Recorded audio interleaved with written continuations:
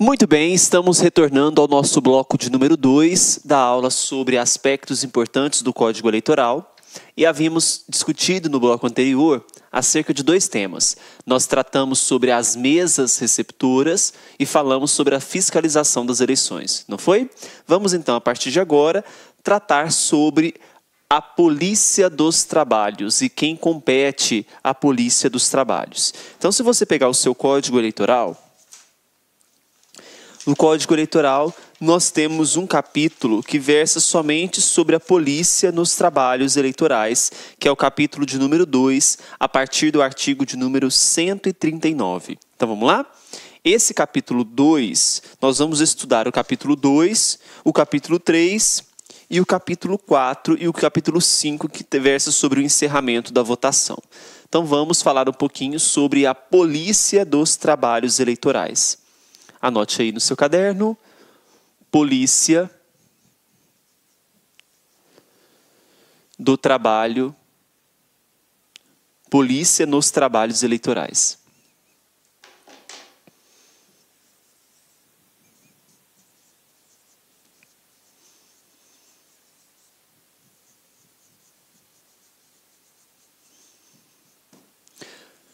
Então, quanto ao tema Polícia nos Trabalhos Eleitorais, olha só o artigo 139. Ao presidente da mesa receptora e ao juiz eleitoral cabe a polícia nos trabalhos eleitorais. As provas têm colocado para nós que a polícia nos trabalhos eleitorais é competência somente do juiz eleitoral. E você sabe que não. A competência ela será tanto do presidente da mesa receptora, presidente da mesa receptora, ou também caberá ao próprio juiz eleitoral a polícia desses trabalhos.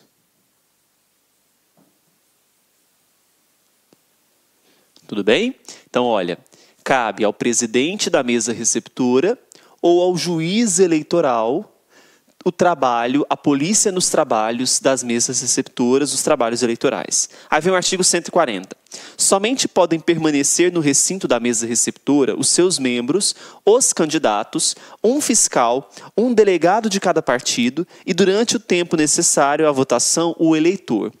Esse artigo ele vai anteceder uma informação importante para nós, porque nas sessões eleitorais são vedados que fiquem localizados nas sessões policiais, autoridades policiais. Então, veda-se a permanência de policiais. Então, veda-se que esteja presente durante as sessões eleitorais policiais. O parágrafo 1º diz assim: o presidente da mesa, que é, durante os trabalhos, a autoridade superior, fará retirar do recinto ou do edifício quem não guardar a ordem e compostura devidas e estiver praticando qualquer ato atentatório da liberdade eleitoral. Então, nós temos que garantir, como presidente da mesa receptora, garantir a ordem dos trabalhos eleitorais.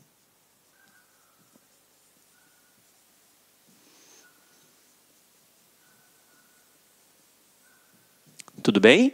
Então, veja. Quem serão as autoridades das mesas receptoras durante os trabalhos de votação? O presidente da mesa e o juiz eleitoral. Veda-se, portanto, a permanência dos policiais. E mais uma informação útil para a gente aqui, esses policiais eles precisarão ficar longe das sessões eleitorais por, no mínimo, então, policiais distantes das sessões por no mínimo 100 metros.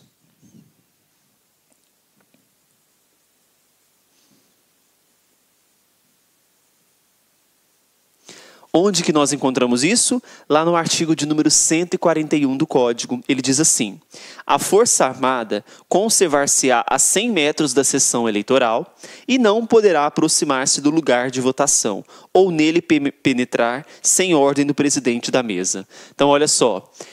Esses policiais eles precisam estar localizados a pelo menos 100 metros das sessões eleitorais, certo?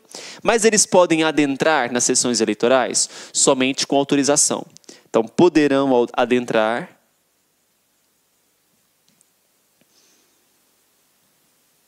somente com autorização. E essa autorização, conforme estabelece o parágrafo 2º, mais uma vez nós faremos a leitura. Olha só. Nenhuma autoridade estranha à mesa receptora poderá intervir sobre pretexto algum em seu funcionamento, salvo o juiz eleitoral. Então, salvo o juiz eleitoral,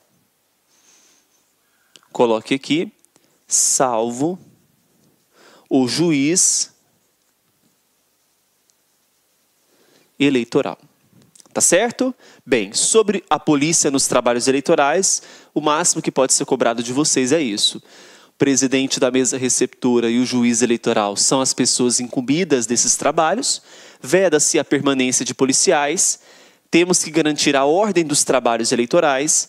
Policiais distantes das sessões por no mínimo 100 metros e poderão adentrar somente com autorização. Muito bem. Visto isso, vamos passar agora para entender como que se dá o início da votação. Então, nós vamos trabalhar agora sobre o início da votação, sobre o ato de votar. Depois nós vamos ver o encerramento da votação. Então, são 3 temas que nós verificaremos ainda na aula de hoje. O início da votação, sobre o ato de votar, e depois sobre o encerramento da votação. Então, o primeiro esqueminha que nós vamos trabalhar agora é com o início da votação.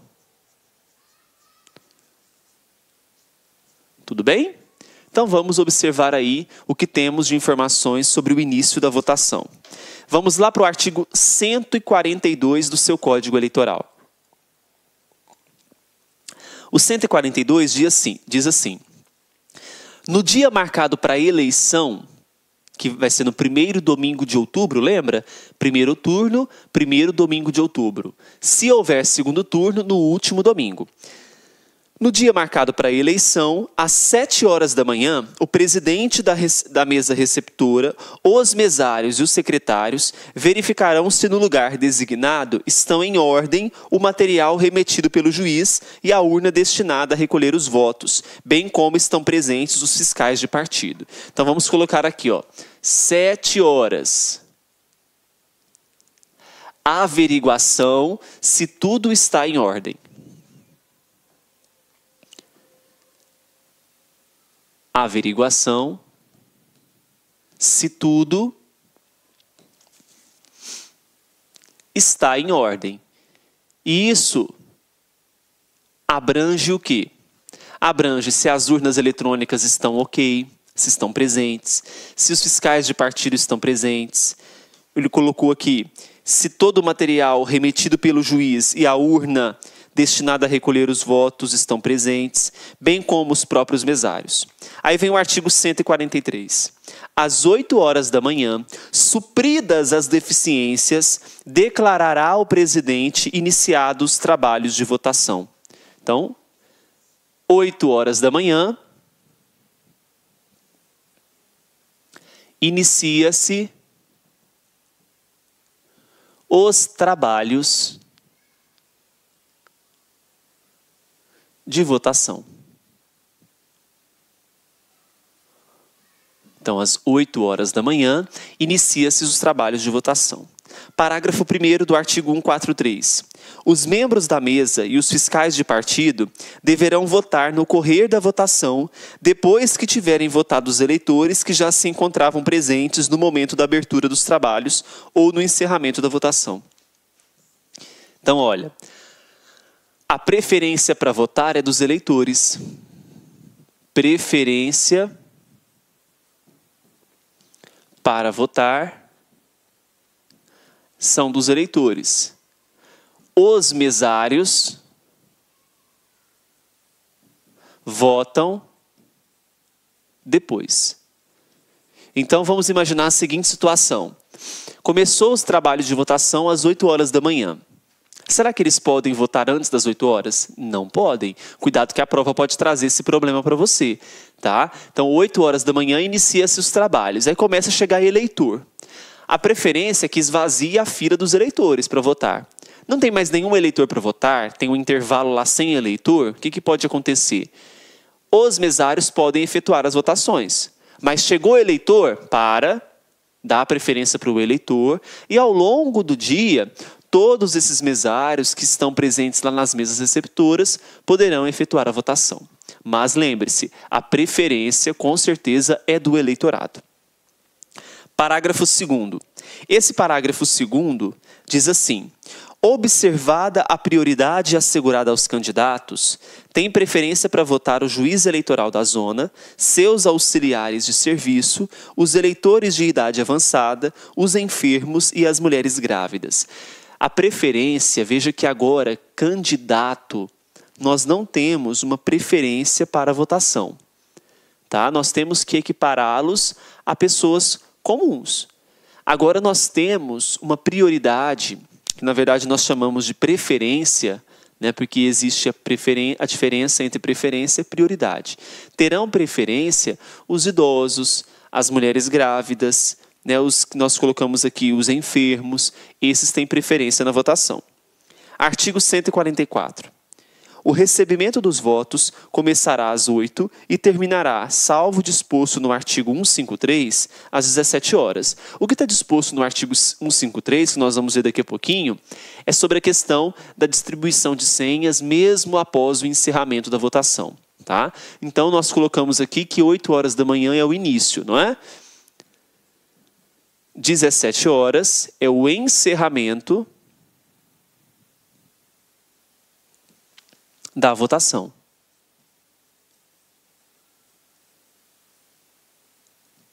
Então, 17 horas, encerramento da votação. Tudo bem? Continuando, artigo agora 145. O presidente, mesários, secretários, suplentes e os delegados e fiscais de partido votarão perante as mesas em que servirem, sendo que os delegados e fiscais, desde que a credencial esteja avisada na forma do artigo 131, quando eleitores de outras sessões, seus votos serão tomados em separado. Esse artigo de número 145, que tem o parágrafo único e dos incisos 1º ao 9º, esse artigo 145, coloque aí, artigo 145, não é mais aplicado na prática.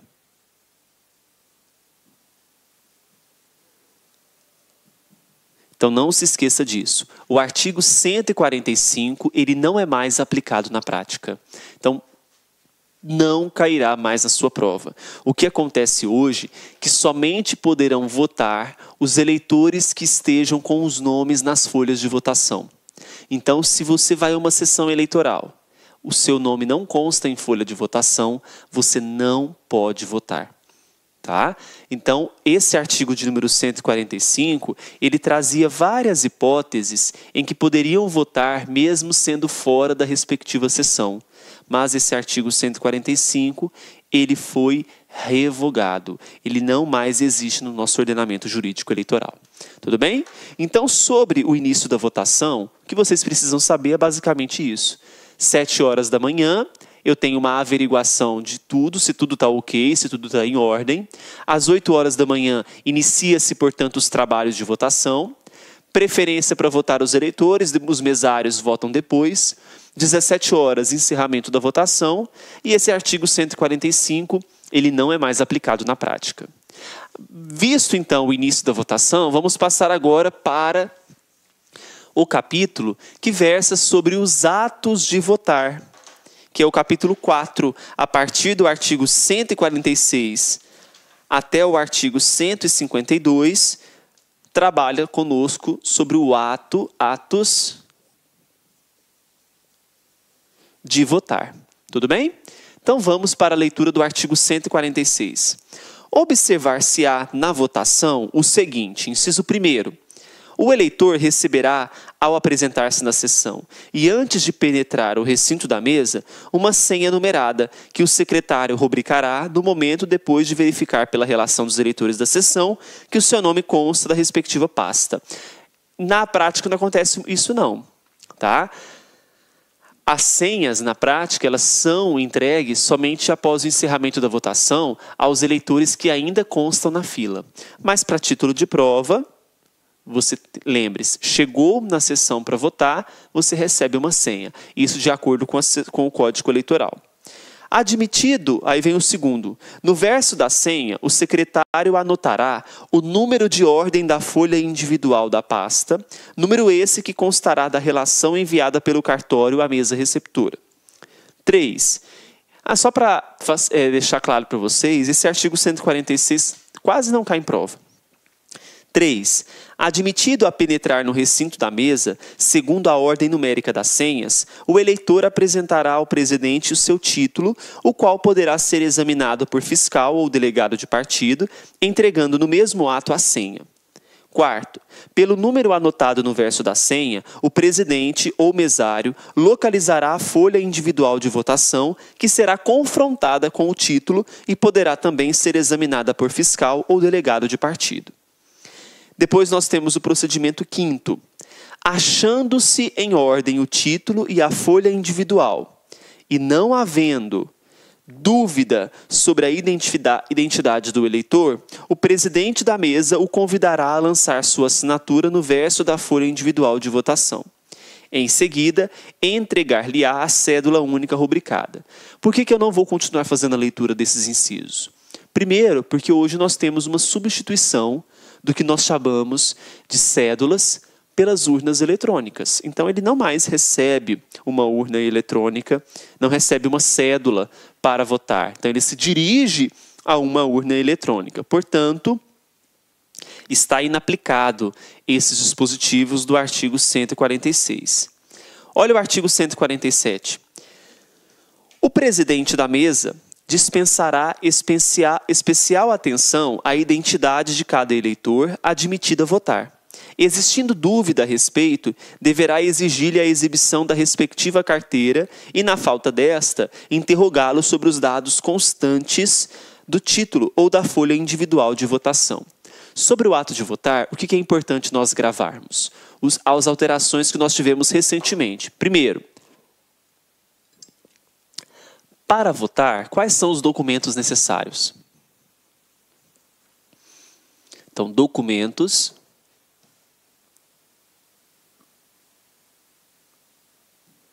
necessários. Primeiro, o título de eleitor. Título de eleitor é um documento necessário para a votação. No entanto, suponhamos que você perca o título de eleitor no dia da votação. O que o próprio Tribunal Superior Eleitoral autoriza? Bem, se você não tem o título de eleitor, então na ausência do título, mas antes de colocar essa questão da ausência do título, você tem o título, você tem que apresentar o título do eleitor, mais um documento com foto. Então, se você se dirige a uma sessão eleitoral para votar, junto com o título, você precisa apresentar um documento com foto. Agora, se você não tiver o título, então na ausência do título,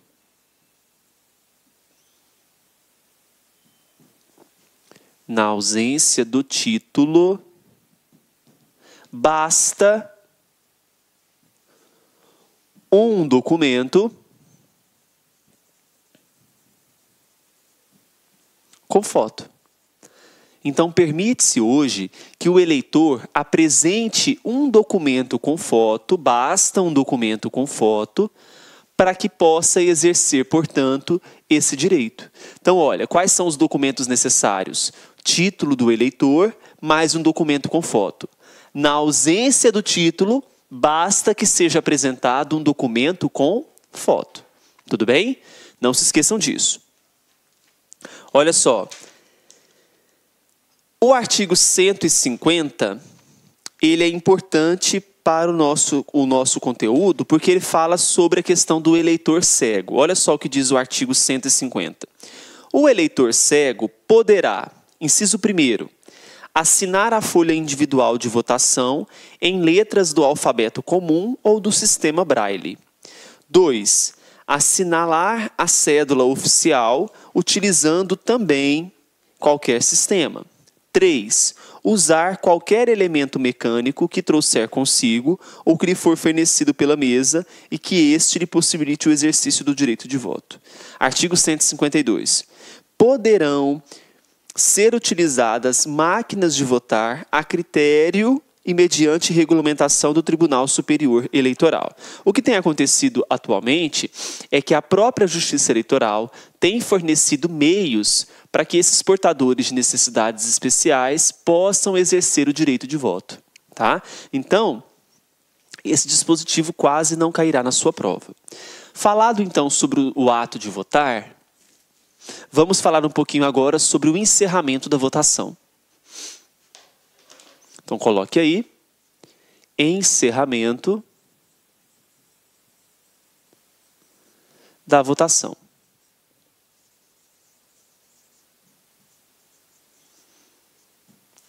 Muito bem. Nós vimos que o início da votação se dá às 8 horas da manhã. E o término, o fim, então, fim da votação,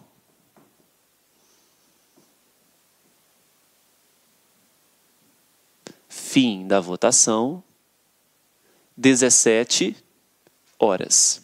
É isso que diz o artigo 153 do Código. Veja só. Às 17 horas, o presidente fará entregar as senhas a todos os eleitores presentes e, em seguida, os convidará, em voz alta, a entregar à mesa seus títulos para que sejam admitidos a votar. Então, veja, fim da votação, 17 horas. Porém, se às 17 horas ainda tem eleitores, então, se tem eleitores na fila, se eleitores estiverem na fila,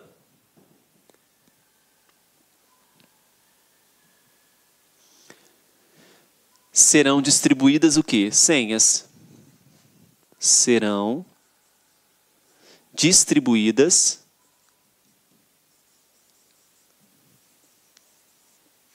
senhas. Ok? Então, se ainda tem eleitores na fila, são distribuídas senhas. Parágrafo único do artigo 153.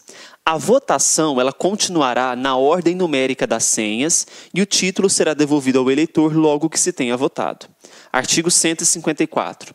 Terminada a votação e declarando o seu encerramento pelo presidente, tomará este as seguintes providências. Então, as providências que são tomadas, dos incisos 1º ao inciso 8º, contavam muito quando era cédula, mas hoje em dia nós sabemos que a urna é eletrônica. Então, nós não vamos fazer a leitura desse dispositivo. Aí vem o artigo de número 155. O presidente da Junta Eleitoral e as agências do Correio tomarão as providências necessárias para o recebimento da urna e dos documentos referidos no artigo anterior. Parágrafo 1º. Os fiscais e delegados de partido têm o direito de vigiar e acompanhar a urna desde o momento da eleição, durante a permanência nas agências do Correio, até a entrega da Junta Eleitoral. A urna ficará permanentemente à vista dos interessados e sob a guarda da pessoa designada pelo presidente da Junta Eleitoral. Artigo 156. até às 12 horas do dia seguinte à realização da eleição, o juiz eleitoral ele é obrigado, sob pena de responsabilidade e multa de 1 a 2 salários mínimos, a comunicar ao Tribunal Regional e aos delegados de partido perante ele credenciados o número de eleitores que votaram em cada uma das seções da zona sob sua jurisdição, bem como o total de votantes da zona. Parágrafo 1º. Se houver retardamento nas medidas referidas no artigo 154, portanto, se houver atraso, o juiz, assim que receba o ofício constante desse dispositivo, fará a comunicação constante desse artigo. Bem, sobre o encerramento da votação, o que mais é cobrado em prova de você é sobre o horário do fim da votação, que são as 17 horas. Se os eleitores estiverem na fila não, né, gente? Se os eleitores estiverem na fila, serão distribuídas senhas. Muito bem. Sobre o início, sobre o ato de votar, sobre o encerramento da votação, o mais importante para nós é isso. Então, veja só. Falamos sobre a questão da Força Armada. A Força Armada conservar-se-á a 100 metros da sessão eleitoral e não poderá aproximar-se do lugar da votação ou dele penetrar sem ordem do presidente da mesa. Falamos sobre o início e o fim da votação, não foi? Olha, no dia marcado para a eleição, às 7 horas da manhã, o presidente da mesa receptora, os mesários e os secretários verificarão se no lugar designado estão em ordem o material remetido pelo juiz. 8 horas, declara-se início os trabalhos de votação. O recebimento dos votos começará às 8 e terminará, salvo o disposto no artigo 153, que é quanto à distribuição das senhas, às 17 horas. Tudo bem? Falar um pouquinho agora sobre a apuração.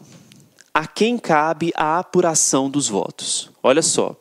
A apuração compete às juntas eleitorais quanto às eleições realizadas na zona sob sua jurisdição.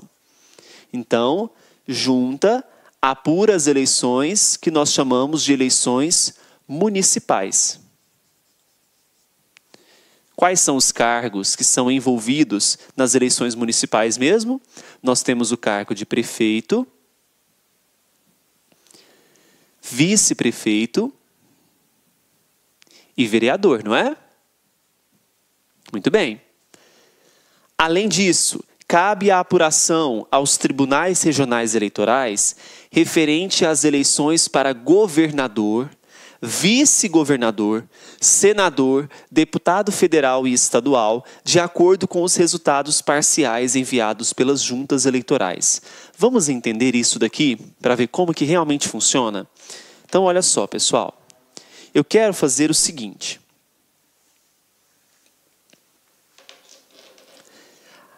Nas eleições municipais,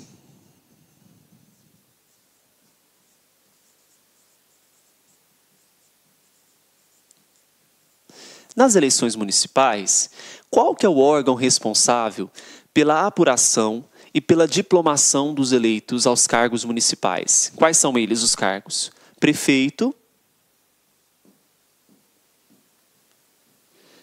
vice-prefeito e temos os vereadores. Não é? Então veja, nas eleições municipais, o prefeito e o vice e os vereadores, eles são responsáveis pela apuração e pela diplomação dos eleitos. Então, nesse caso aqui, nas eleições municipais, a junta eleitoral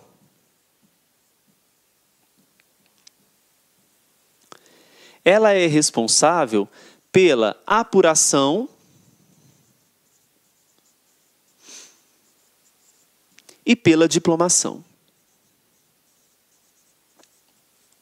Então, como essa junta eleitoral ela é responsável pela diplomação, ela não tem que remeter os dados de apuração para nenhum outro órgão, porque inicia-se ali e encerra também ali esse processo de apuração e votação. O que é diferente para as eleições que são federais e para as eleições estaduais.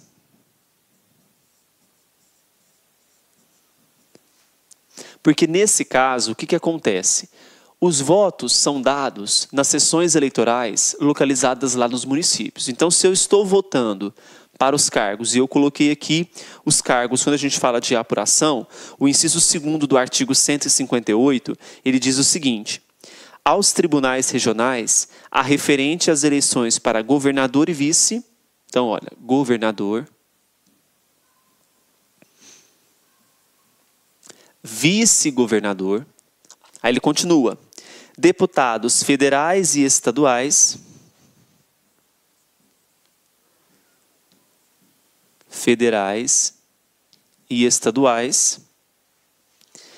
Ele não cita aqui, mas nós temos que colocar também os deputados distritais, além dos senadores. Bom, então veja, a competência para a apuração das eleições é do Tribunal Regional Eleitoral. Só que aí vem o inciso 2º falando assim: aos tribunais regionais e referente às eleições para governador, vice-governador, senador, deputado federal e estadual, de acordo com os resultados parciais enviados pelas juntas. Então, olha só, eu tenho uma junta eleitoral. Essa junta eleitoral, ela recebe os votos e ela encaminha esses votos ao Tribunal Regional Eleitoral. Porque aqui é feita, portanto, o que nós chamamos de apuração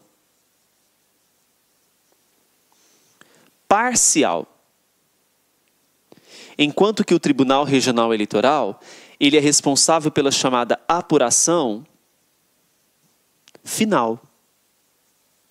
Então, nós temos uma apuração parcial realizada pela Junta Eleitoral e nós temos uma apuração final realizada pelo Tribunal Regional Eleitoral. Tudo bem? Bem, então nós falamos sobre os cargos de prefeito e vice, para vereadores, governador e vice, deputados federais, estaduais e distritais e senadores. O que falta agora é nós falarmos sobre as eleições nacionais, que envolvem quais cargos? Presidente, então nas eleições nacionais, nós temos aqui o cargo de presidente e vice-presidente. Nesse caso aqui, olha só o que diz o inciso 3º do artigo 158. Olá, meus amigos, minhas amigas, sou o professor Luiz Antônio de Carvalho e estou aqui para fazer um convite muito especial para a galera que acabou de assistir essa pequena aula aí demonstrativa com o professor Bruno de Oliveira. Vocês já perceberam aí a qualidade e a competência do professor Bruno de Oliveira. O professor Bruno, eu afirmo sem medo de ser feliz, é um dos melhores professores de direito eleitoral disponíveis que estão militando hoje em concursos públicos no Brasil.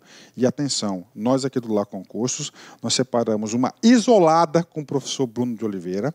É o curso dele 2017, super atualizado, super competitivo, com muitas questões de concursos aí, por apenas, preste atenção, por apenas R$40. Então, um curso com o professor Bruno de Oliveira, isolada, direito eleitoral, R$40. Quer se matricular? Só clique aqui embaixo que você tem um link que você vai fazer sua matrícula no site laconcurso.com.br. E além disso, eu quero dizer para vocês o seguinte: nós aqui do Lá Concurso, nós temos aí combos completaços para todos os concursos dos tribunais eleitorais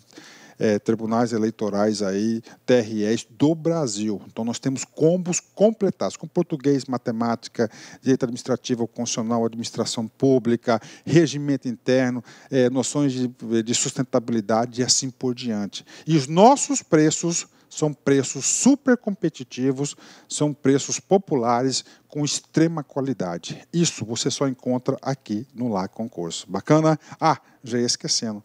Se você deseja ter esse material de apoio do professor Bruno, só clicar aqui embaixo que tem um link para você fazer o download desse material gratuitamente. Tá certo, meus amigos? Então, forte abraço. Espero vocês aqui no Lá. Fui. Obrigado. Tchau. Clique lá